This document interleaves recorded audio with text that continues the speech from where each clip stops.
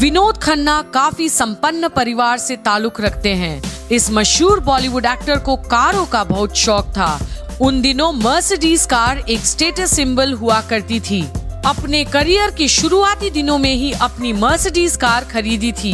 Car खरीदने की खुशी में विनोद ने रणधीर कपूर और शांति सागर को एक शूटिंग के बीच ही एक बूढ़े आदमी के गेटअप में सफेद दाढ़ी और विग लगाकर अपनी कार में सैर पर ले गए थे। कारों का शौक रखने वाले विनोद खन्ना जिंदगी भी काफी रईसी से जीते थे और मर्सिडीज से नीचे किसी और कार में कभी भी सफर नहीं करते थे। मगर उनके जीवन में एक दौर ऐसा आया कि उनकी सारी रईसी खो गई और उन्हें टैक्सी में सफर करना पड़ा।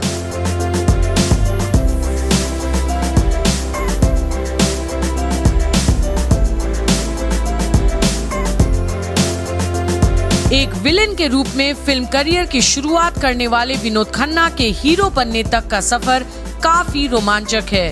वो इतनी तेजी से सफलता की सीढ़ियां चढ़ रहे थे कि लोग ये भी मानने लगे थे कि वो अमिताभ बच्चन जैसे सितारे को भी पीछे छोड़कर आगे निकल जाएंगे।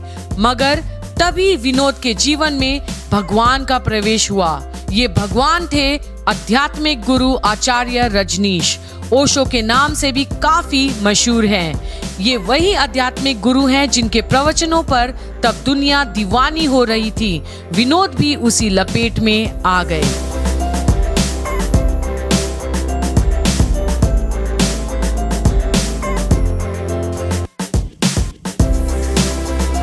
वे रात दिन रजनीश के ऑडियो कैसेट्स को टेप रिकॉर्डर में बजाते हुए सुनते रहते थे। वो न केवल खुद सुनते थे बल्कि दूसरों को भी ये ऑडियो कैसेट सुनाते थे। इस दौरान उन्होंने एक दिन अचानक मीडिया को बुलाकर फिल्म इंडस्ट्री को छोड़ने की घोषणा कर दी। उस समय कई निर्माता निर्देशक विनोद पर लाखों करोड़ों का दाव खेल चुके थे। उन्होंने ये भी नहीं सोचा कि उन पर लाखों करोड़ों रुपए का दाव खेल चुके इन निर्माताओं का क्या होगा। विनोद आचार्य रजनीश के टेपों के साथ विभिन्न स्थलों पर घूमने लगे। एक दिन सब कुछ छोड़कर विनोद ने आचार्य रजनीश के पास जाने के लिए ओरेगन, अमेरिका की फ्लाइट पकड़ ली।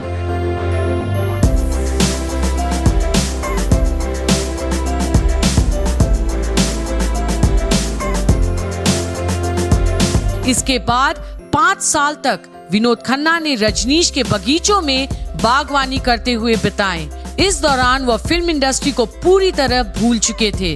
कुछ समय बाद अचानक विनोद को रजनीश के अध्यात्म में कुछ कमी महसूस हुई और वह मुंबई अपनी छोड़ी हुई दुनिया में वापस आ गए।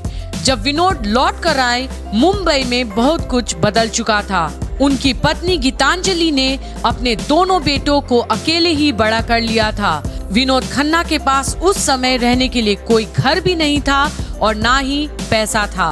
विनोद को उस समय ऐसा दिन देखना पड़ा कि कभी मर्सिडीज से नीचे नहीं चलने वाले विनोद को टैक्सियों में घूमते देखा जाने लगा।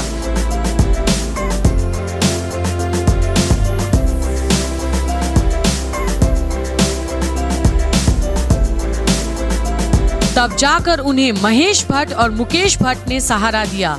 महेश भट्ट खुद आध्यात्मिक गुरुओं के निकट रह चुके थे और विनोद खन्ना की मनोस्थिति समझते थे।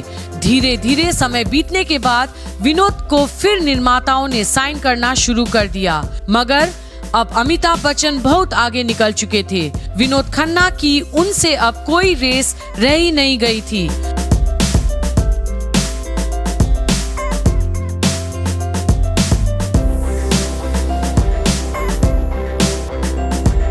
मगर ऐसा नहीं था कि आचार्य रजनीश को अलविदा कहने वाले विनोद खन्ना की जिंदगी में अध्यात्म के लिए जगह समाप्त हो गया था। आचार्य रजनीश की तस्वीर उनके घर में हमेशा ही रही। मगर धीरे धीरे इन आचार्य से बड़ी तस्वीर धर्मगुरु श्री श्री रविशंकर की लग गई।